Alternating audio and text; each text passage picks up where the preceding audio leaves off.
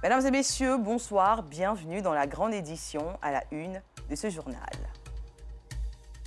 La communauté catholique célèbre aujourd'hui le Vendredi Saint qui commémore la passion et la crucifixion du Christ. La fête de Pâques, c'est aussi Paquino chez les Baoulés. Les populations ont envahi les gares. Très enthousiastes, ils ont hâte de se retrouver en zone rurale pour des moments de grande réjouissance. Élection à la FIF, la nouvelle est tombée ce soir. 3 candidats sont déclarés éligibles sous réserve de l'enquête d'intégrité. Ce sont Idriss Diallo, Didier Drogba et Sori Diabaté. Vous suivez le 19h30 de RTI2.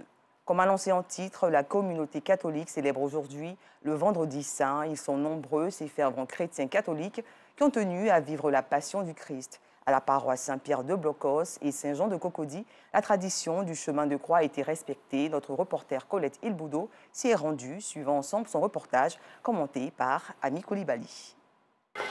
Des milliers de fidèles chrétiens catholiques ont convergé ce vendredi après-midi vers les églises pour prendre part au traditionnel chemin de croix. À toutes ces accusations portées contre toi, ta nation est la chef des prêtres, on lui va moi. Qu'as-tu donc fait? Mais Jésus ne lui répondit pas un mot et Pilate lui demanda à nouveau. Un chemin de croix en pleine église, pas de procession dans les rues, pas de promenade avec la croix en raison de la maladie à coronavirus. À la paroisse Saint-Jean de Cocody et Saint-Pierre de Blocos, à l'écoute des textes sacrés, les fidèles chrétiens se recueillent et vivent la passion de Christ. Prends pitié de nous, Seigneur. Prends pitié de nous. C'est important pour nous, pour les chrétiens qui croient en Dieu. C'est le Seigneur qui meurt pour nous. Donc je suis venu participer. Je trouve que c'est important dans la vie d'un chrétien parce que le Christ Jésus-Christ de Nazareth, que Dieu le Père nous a donné comme holocauste expiatoire pour nos péchés, c'est offert à la croix pour notre salut. Et pour cela, tout chrétien convaincu doit pouvoir faire le chemin de croix au Vendredi Saint, qui est le vendredi le plus saint de l'année. Le Vendredi Saint est l'occasion d'observer les 14 stations qui ont permis de rappeler à chacun le calvaire enduré par le Christ de sa condamnation jusqu'à sa crucifixion. Occasion pour les prêtres d'inviter les fidèles chrétiens à être sincères, honnêtes et à cultiver l'amour et le partage avant de leur indiquer la conduite à suivre désormais. Et en ce jour, nous sommes invités non pas à contempler la croix d'un bandit, mais celle du Christ, qui en réalité est le signe de l'amour, qui est le signe de la victoire sur le mal, c'est-à-dire le bien sur le mal, la vérité sur le mensonge, l'amour sur la haine. En ce jour, nous aussi, nous sommes invités à faire un retour sans détour sur nous-mêmes et à nous poser une question essentielle. Quelle place nous avons donnée au mal dans notre vie? Et pour notre pays, la Côte d'Ivoire, c'est aussi une occasion de revenir en elle-même à travers tous les habitants que nous sommes. Que chaque habitant aussi se demande quelle place j'ai donnée à Dieu dans ma vie. Le Christ nous donne l'exemple par ce sacrifice qu'il offre au Père, cette personne de lui-même, qu'il donne pour le pardon des péchés. Lui qui est sans péché et qui nous donne de pouvoir imiter son renoncement à lui-même pour le bien des autres, pour le bien de tous les peuples et surtout par amour pour Dieu. Et donc en ce jour du Vendredi Saint, par nos privations, par nos jeûnes, par notre souffrance volontaire, nous nous mettons à l'école et à la suite de Jésus le Christ notre Seigneur. Le Vendredi Saint précède le dimanche de Pâques. Il marque le jour de la crucifixion et de la mort de Jésus-Christ. C'est le jour le plus triste et le plus sombre de la chrétienté. Ce soir, nous recevons un invité sur notre plateau en la personne de M. Stéphane Zagbaï. Il est consultant en stratégie communication et marketing digital. Avec lui, nous échangerons sur l'inclusion numérique. Bonsoir M. Zagbaï. Bonsoir, merci. Alors vous vivez en France, vous êtes chef d'entreprise. Dites-nous quel est l'état du développement numérique des entreprises en France? Écoutez, aujourd'hui, on parle d'inclusion numérique. C'est un facteur important pour le développement des entreprises. Et on le sait, une pléthore d'entreprises avant la Covid, après la Covid. Aujourd'hui, on s'est rendu compte que le digital a un réel impact aujourd'hui au niveau des méthodes de consommation. Et je dirais simplement que l'inclusion numérique se porte plutôt bien. D'accord, allez, tout à l'heure, nous échangerons en long sur ce sujet. La Pâques, c'est dans 2 jours et Abidjan se vide de son monde. Le constat est sans appel. Personne ne veut se faire raconter cet événement qui réunit une fois dans l'année les fils et filles du Grand Centre. Entre joie et ferveur, vivons l'ambiance dans les gares routières d'Adjamé avec Rosemont Kini, un commentaire de Anicette Conan-Blessing. Depuis 3h du matin, nous sommes ici. Moi, je m'avais à Sakasso à Loko. Des agitations et des plaintes dans cette gare routière où les véhicules partent pour Sakassou, dans le centre de la Côte d'Ivoire. En cette période de Pâques, cette gare dans la commune d'Abobo présente régulièrement cette ambiance. Depuis 6 ans, on est là. On a pris ticket, on nous dit à carte, depuis on ne voit pas carte. Nos bagages sont versés. Assise à même le sol, un pagne sur la tête pour se protéger du soleil, Anna ne veut pour rien au monde rater l'occasion de fêter Pâques en famille, même si l'attente semble longue et difficile. Nos vieux parents, nos soeurs, nos petites soeurs, nos grandes soeurs, on s'en fêter avec eux. On ne va pas pour le funéraire en tout cas. C'est pour aller fêter. Depuis à 4h du matin, on est ici. On est assis au soleil, on est fatigué. Ils n'ont qu'à essayer de voir nos cars. On va quitter au soleil. Au guichet, les tickets de transport s'arrachent comme de petits pains. L'augmentation du prix importe peu. Le transport, ça nous coûtait à 6 500 francs. Aujourd'hui, ça coûte 7 000, 8 000. On a accepté parce que bien vrai, on veut aller fêter avec nos parents. Tout notre argent reste dans manger. Ça reste dans manger, ça reste dans de l'eau. Puisque tu es là, tu as soif, tes yeux tournent, tu es obligé de boire de l'eau. On ne nous dit pas aussi qu'il n'y a pas qu'à. Le responsable de cette gare rassure les clients et pointe du doigt les embouteillages. Ici, nous avons 6 cars. Les 6 cars, mais les 6 cars ne sont pas là.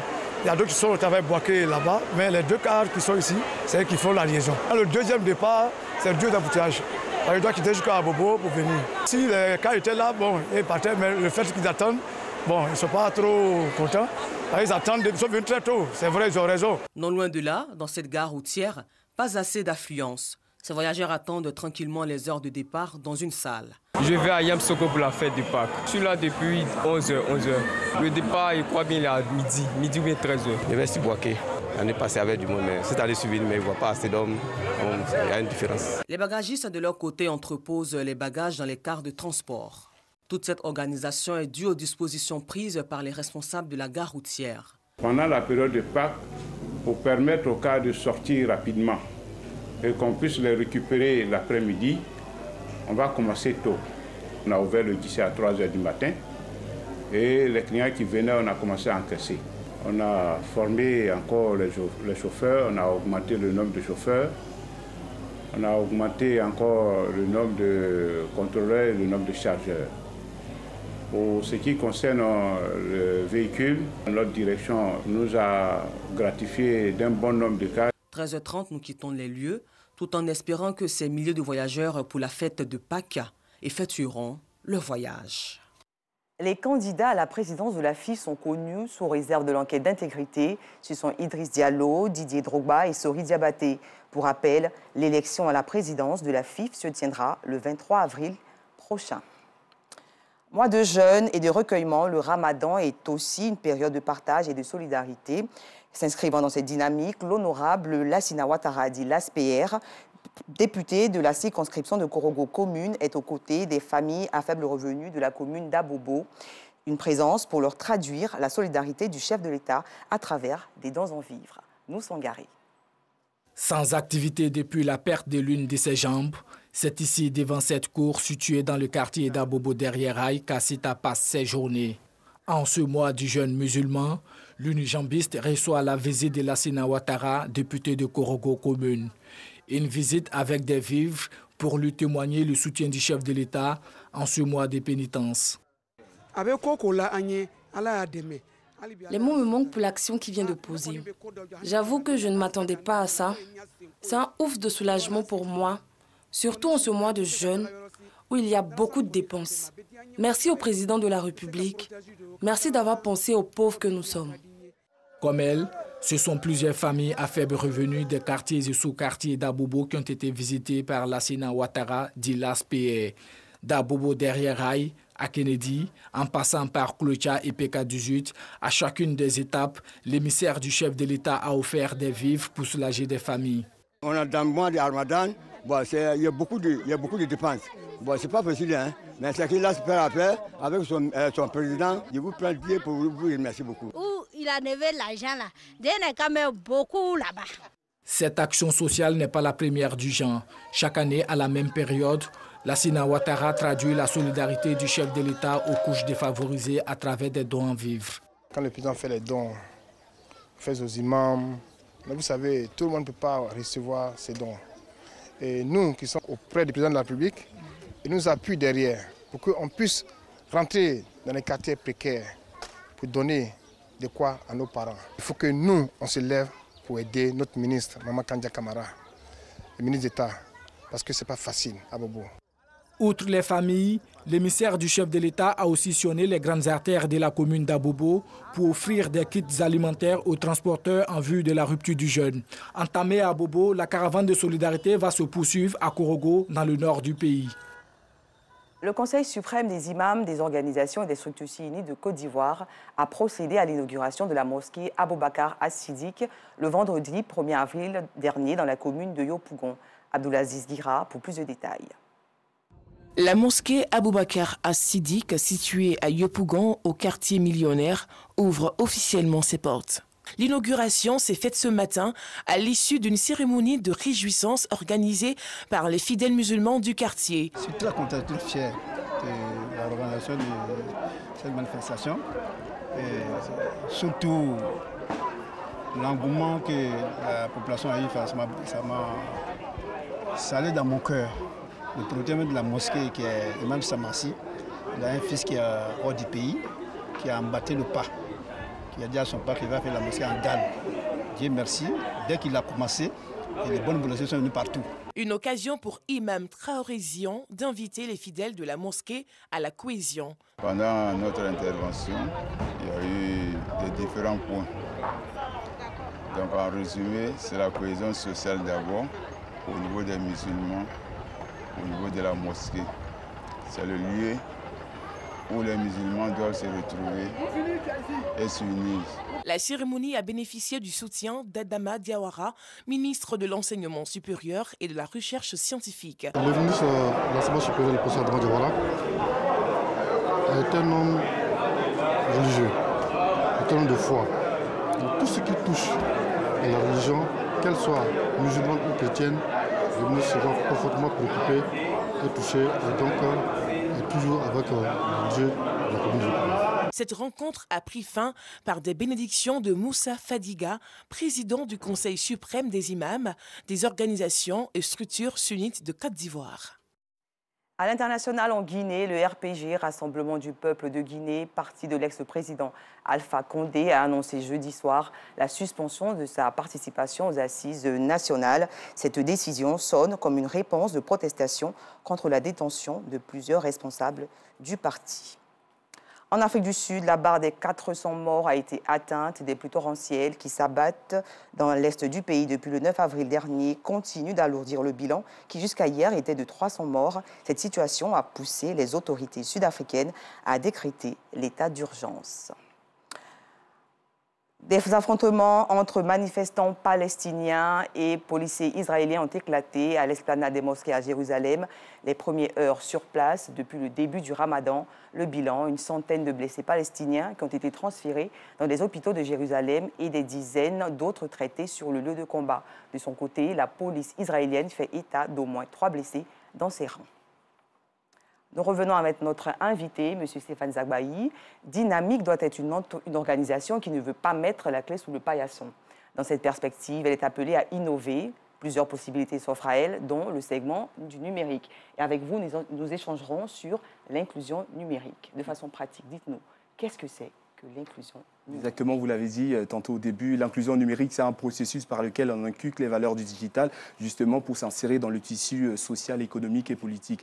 Et justement, on a assisté avant la Covid, comme je l'ai dit, après même la Covid, à une digitalisation des entreprises. Et même aujourd'hui, en Côte d'Ivoire, on le voit à travers tout ce qui est digitalisé, ce qui veut dire que le digital est en marche. Et bien sûr, je pense que c'est un impact que cela aura sur les méthodes de consommation en Côte d'Ivoire et partout ailleurs. Alors, la transformation digitale, on en parle ?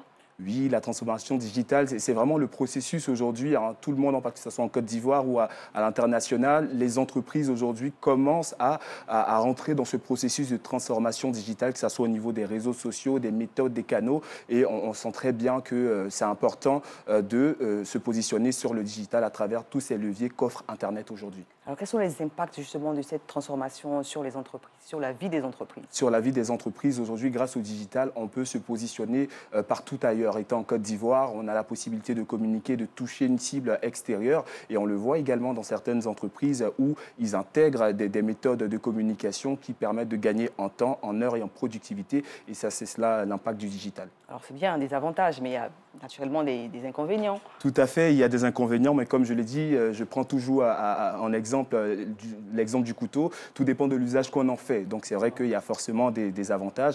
Et raison pour laquelle c'est important de maîtriser les tenants et les aboutissants du digital. Pour cela, il faut se faire former, il faut se faire accompagner. Et d'ailleurs, raison pour laquelle des masterclass existent justement pour démocratiser l'information, parler du numérique et montrer l'impact et la puissance que cela peut avoir au sein des entreprises. Alors, et justement, votre entreprise se spécialise dans l'accompagnement. Quels sont les leviers, sinon les outils que vous utilisez pour atteindre vos objectifs?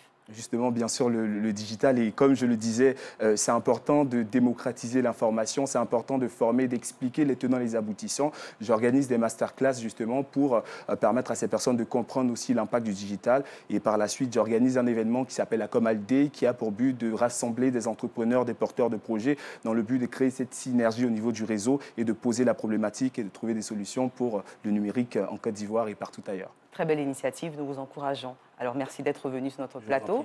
C'est ici que prend fin notre édition. Merci de l'avoir suivi et bon début de week-end sur RTI2.